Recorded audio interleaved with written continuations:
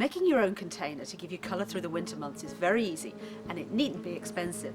Your local garden centre should have a range of suitable plants, so what you choose to put in your basket is entirely up to you.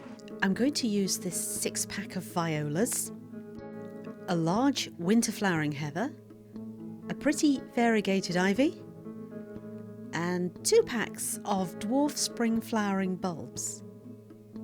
The container I'm using here has a built-in water reservoir in the base. This is much less important in winter, but it's useful if you want to put your container under an overhang or in a cold porch. I'm going to use a light, free-draining multi-purpose compost because I don't want the container to get waterlogged if it's a wet winter. Unlike summer containers where a shortage of food and water will affect the growth, there's no need to add moisture-retaining gel to the compost or mix any fertiliser in. The plants you're using at this time of year will continue growing, but only slowly, thanks to the low temperatures and short days. Fill the pot about half full and add your first bulbs.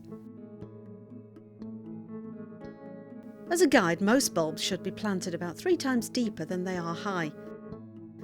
I'm using a narcissus here called February Gold, which grows to about 12 inches high and flowers in March.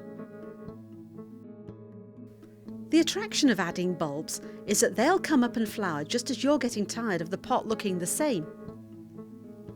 Cover the bulbs and add more compost. Now, position your first plant. This heather is just coming into flower, but even once it's finished, the foliage will look pretty, especially when it's frosty. Add a little bit more compost, because the other flowers are going to be smaller. This is a small flowered viola that should produce lots of coloured flowers for me right through the winter. Simply ease the plants out of the tray by pushing the base, and handle them by the compost so that you don't damage the tops. Position the plants evenly around the container. Angle them slightly outwards so that they grow over the edge and hide it. Now I'm going to add some crocus, and this is a striking early variety called Prince Claus. Plant these in between the violas, allowing each room to grow. Finally, I'm going to add the ivy.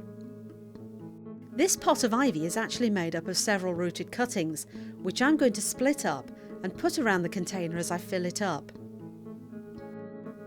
All that's left to do now is water the container well to settle the compost, and if you notice any holes as it settles, top them up.